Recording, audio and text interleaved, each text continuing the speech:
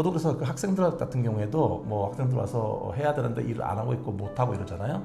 그럴 때 뭐 야단을 치거나 이렇게 하진 않지만 그러면 그냥 하지 마, 하지 마라. 그런 다음에 한마디는 더 붙이죠.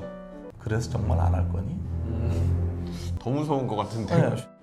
안녕하세요. 저는 토커바웃 아트의 토커 김찬용이고요. 네, 안녕하세요. 저는 이동기의 뷰티풀 마인드라는 유튜브를 운영하고 있는 연세대학교 심리학과 교수 이동기입니다. 반갑습니다.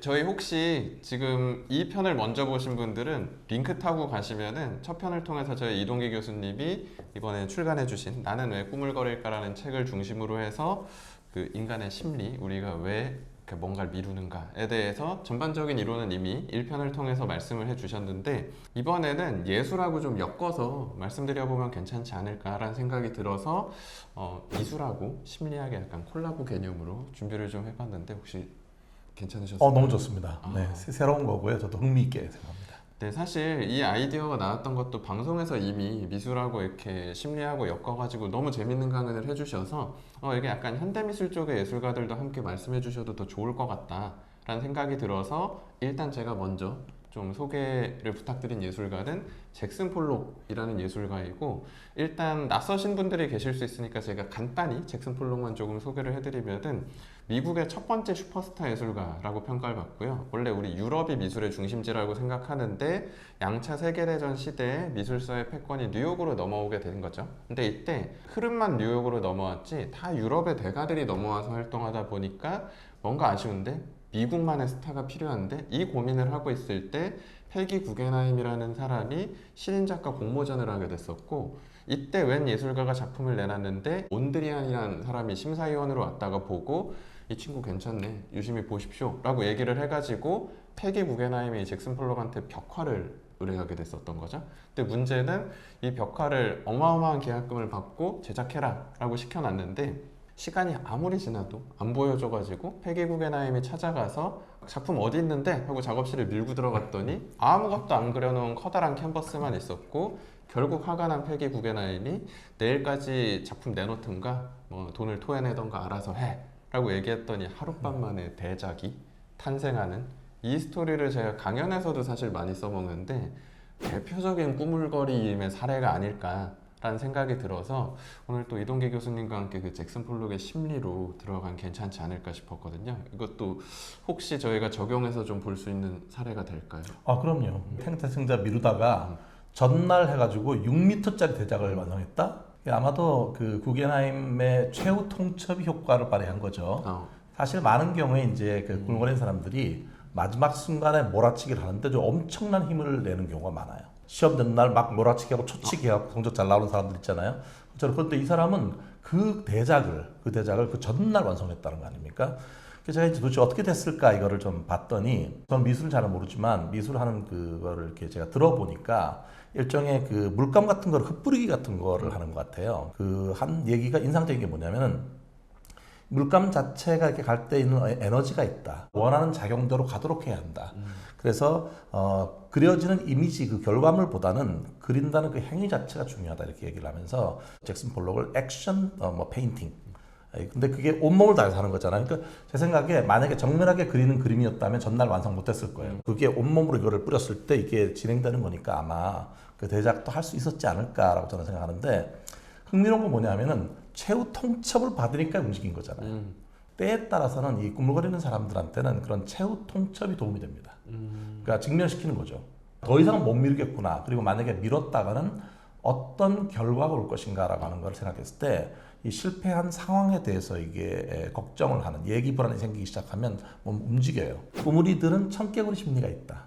계속 하라 그러면 잘 안 하고 있다가 마지막 순간에 어쩔 수 없이 해야 되는 거나 그때 올 때까지는 안 하는 거예요. 근데 차라리 그럴 때 그럼 하지 마, 오히려. 대신에 이 결과는 이렇게 되는 거야. 일종의 직면시키는 방식을 저희가 이제 심리학에서 얘기할 때는 역설적인 의도라고 합니다. 그 아이디어는 이거예요. 어차피 일을 안 하고 미루는 사람한테 열심히 하라고 해도 잘 안 하거든요. 하지 말라 이렇게 얘기를 하게 되면 어떻게 보면 그 끝에 딱 간 거잖아요, 최후에. 그래서 우리가 왜 고독에서 벗어나려면 고독의 깊숙한 곳으로 들어가야 한다.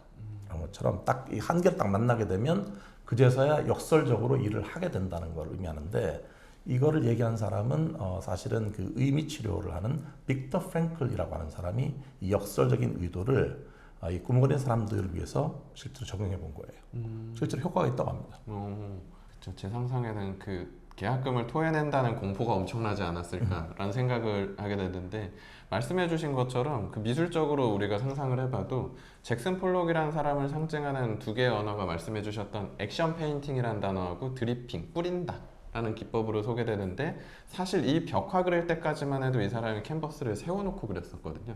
그러니까 돈 토해내면 안 돼 하고 거의 춤추듯이 이렇게 하룻밤 만에 그리고 나니까 이게 영감이 돼버려서 말씀해주신 것처럼 이거 에너지를 뿌리는 행위가 중요하구나 라는 각성이 돼버려가지고 그 이후부터는 캔버스를 아예 그냥 바닥에 굴려놓고 그 위에 발자국도 남기고 중력을 이용해서 물감을 뿌리고 이렇게 그리는 상황까지 이어져 버리게 돼서 요즘에 막 춤추면서 예술하고 이런 분들까지 등장하게 된 건데, 전 이걸 보면서 든 생각이, 예술가들 중에 이렇게 게으르게 있다가 말씀하신 최후 통첩을 받고 갑작스럽게 뭔가 이렇게 영감을 떠올리는 예술가들이 존재하는 느낌이어가지고, 이게 그 게으름 속에서 자극받는 게 마냥 나쁜 것만은 아닐 수도 있는 건가라는 아마도 생각이. 창조성 같은 거에 지금 말씀하신 거에 동의가 되는데, 그러니까 영감이 떠오를 때까지 기다리잖아요. 근데 문제는 영감이 떠오른다는 보장이 없는 거거든요. 어떤 계기가 없으면. 그러니까 자기 생각은 그렇게 얘기할 거예요. 나는 나름대로 작업하고 있는 거다. 생각은 계속 해왔는데 아직까지 딱 클릭이 안 된 거다 이렇게 말하는 거거든요. 근데 문제는 클릭이 될 수도 있고 안 되는 것도 안 될 수도 있기 때문에 이게 이제 어려움인데, 저도 그래서 그 학생들 같은 경우에도 뭐 학생들 와서 해야 되는데 일을 안 하고 있고 못 하고 이러잖아요. 그럴 때 뭐 야단을 치거나 이렇게 하진 않지만, 그러면 그냥 하지 마라. 그런 다음 한마디는 더 붙이죠. 그래서 정말 안 할 거니? 더 무서운 것 같은데. 네, 실제로 그러면 그 말을 들으면 뭔가 최후 통첩의 느낌이 오잖아요. 예, 그러면 일을 하는 경우가 되게 많은데, 제가 이걸 이제 준비하면서 찾아보니까 그 미국의 시인인데 프리처상을 받았어요, 이 사람이. 근데 이름이 스탠리 쿠니치라는 사람이 있는데요. 이 사람이 한 말이 좀 있어요. 나의 머릿속 시는 언제나 완벽하다. 문제는 그걸로 글을 옮기려고 할 때 비로소 시작이 된다. 그러니까 이 사람도 생각해보면 어떻게 머릿속에서는 다 생각이 다 완벽하잖아요. 계획도 있고 다. 그런데 막상 그거를 시작을 해야 되는, 글을 옮기려고 이제 해야만 시작이 된다는 거거든요. 그러니까 많은 꾸물이들이 시작하는 포인트를 잡는 게 되게 중요해요. 예, 근데 이제 뭔가 그게 없으면, 계기가 없으면 그냥 생각은 많고 이렇게 했다 저렇게 했다 머릿속에서 많이 하지만 실제 액션으로 옮기는 그 어떤 시동 걸어주는 부싯돌이 없는 거예요. 예, 이게 아마도 그 잭슨 폴록도 그 계기가 없었으면 더 미뤘을 거예요.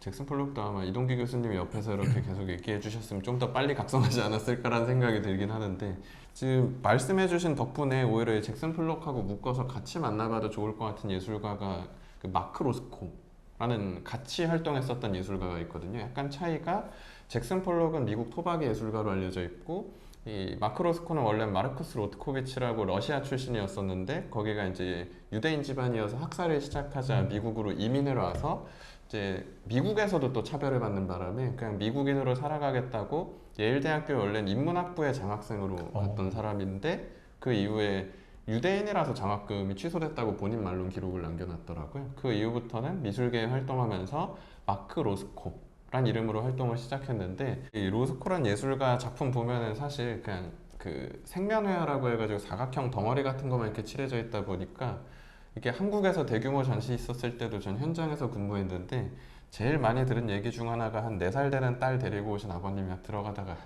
네가 더 잘 그리겠는데 1,000억이야 막 이런 얘기하면서 보시는 느낌이어서 되게 쉽게 그리겠다 이런 얘기를 많이 하시거든요. 작품 제작할 때도 실제로 작품에서 제작되는 총 시간에서 사색하는 시간이 80~90%고 그리는 시간은 한 10%, 20%밖에 안 된다라는 말을 남기는 사람인데, 이것도 사실 되게 우리가 예술가로 신화화해서 보면 되게 멋있게 사색하는 느낌인데, 약간 그 MBTI 또 T의 감성으로 보면은 저것도 따지고 보면 미루다가 마지막에 했으면서 말 멋있게 한 거 아니야? 이런 생각이 사실 들 수도 있겠더라고요.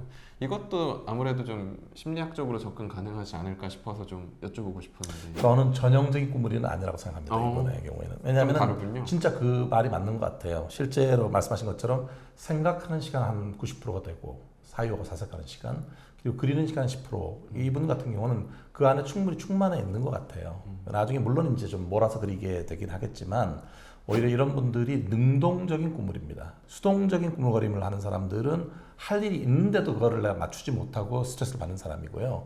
능동적인 꾸물이들은 정해진 데드라인이 있으면 충분히 생각을 해서 그걸 활용하는 거거든요. 그러니까 오히려 그런 전략적으로 그렇게 하는 것 같아요. 그래서 전형적인 스트레스 받는 꾸물이라고 할 수는 없는 것 같은데, 다만 이제 좀 그 제가 걸렸던 건 뭐냐면 이분이 나중에 보니까 극단적인 선택을 했던 것 같아요. 그렇죠. 그거 좀 설명 좀 해주시겠어요, 혹시?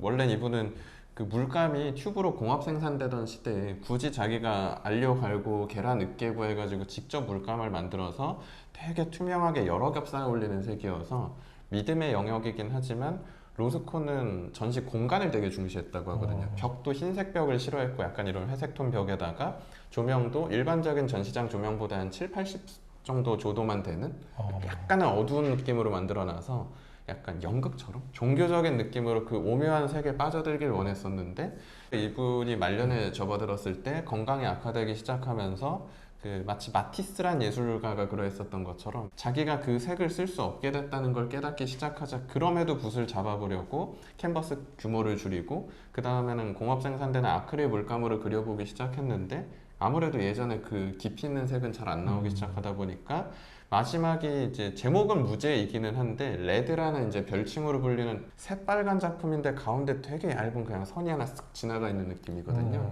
신화시켜서 좀 얘기하시는 경우에는 그가 마지막에 스스로의 끝을 선택한 모습하고 그림 속에 있는 그 핏빛으로 보이는 선의 느낌이 좀 매칭되는 부분이 있는 것 같다, 이런 의견도 나와가지고 예술계에선 약간 본인 자체가 하나의 추상이 되어버린 예술로 승화되는 사람이라고 소개되기도 해서 그런 시각이 있군요.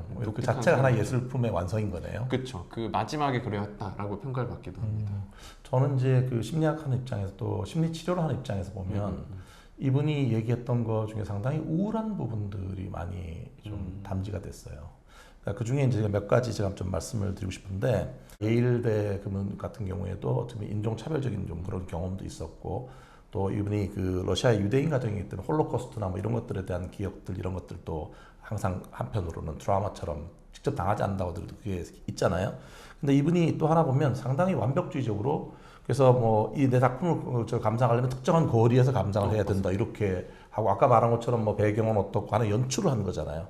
완벽한 어떤 연출. 그러니까 완벽주의자 중에서 상당히 우울한 사람이 꽤 많이 있고요. 첫 번째, 보시는 분들에게 작품 속으로 걸어 들어가라, 그런 말을 하고, 또 하나는 그 작품에 안기는 그런 경험을 해봐라, 이런 얘기를 했는데, 그게 뭔가 이 작품 속에 빨려 들어가는 그 자체가 내면 속에 깊숙이 이렇게 들어가는 그 느낌 자체가 약간 우울한 느낌 같은 것들이 저한테 느껴지고, 제가 그래서 대표적인 작품을 좀 봤어요. 봤더니 그 작품명에다 색깔 이름을 붙였더라고요. 그래서 어떤 거는 주황, 빨강, 노랑, 아주 원색적인 색깔이 있는 작품이 있고, 대표작이 있고, 또 그 반면에 또 다른 작품을 봤더니 너무 색깔 느낌이 다른 거예요. 그건 뭐냐면은 밤색하고 검은색이 있는 그 작품이 있더라고요. 맞습니다.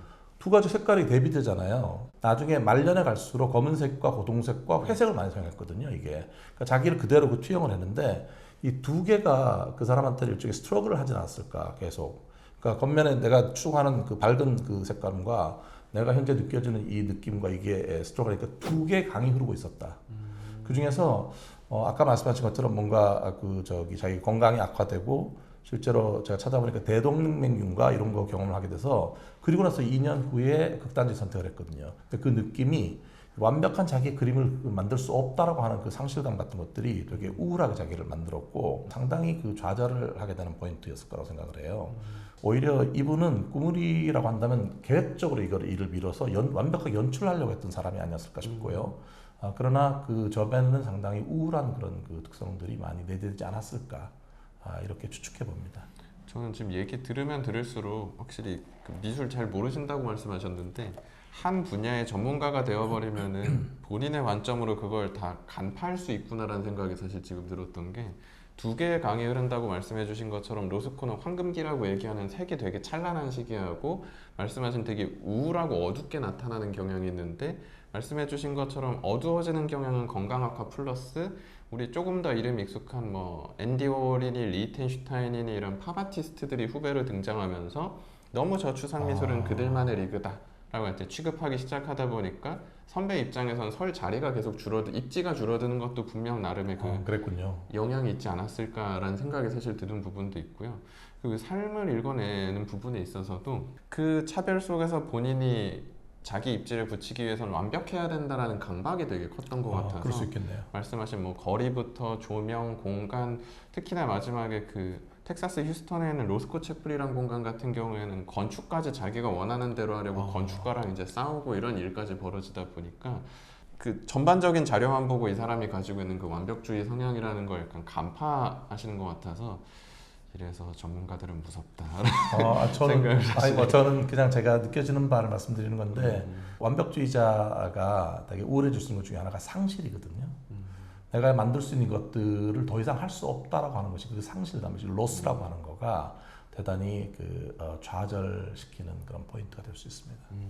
미술계에 있는 미술계의 글이나 평문 같은 것만 보다 보면은 아무래도 미술 쪽이 좀 F 감성이 특히 강하다 보니까 너무 약간 신화돼서 그 예술을 평가하는 경향이 사실 없지 않아 있기는 한데 전 요즘같이 과잉 정보화 시대일수록 이렇게 다양한 시선과 의견으로 우리가 이런 장르들을 접했을 때 훨씬 좀 넓은 관점과 해안으로 보게 된다는 생각이 들어가지고 뭔가 약간 제가 공부되는 시간이라 지금 너무 기분이 좋은데 다음 예술가는 사실 교수님이 방송에서 소개해 주셔서 이미 너무 즐겁게 보신 분들도 계시겠지만 조금 더 저희 디테일하게 한번 얘기를 나눠보기 위해서 다음 편에서 좀 더 진행을 해보도록 하겠습니다.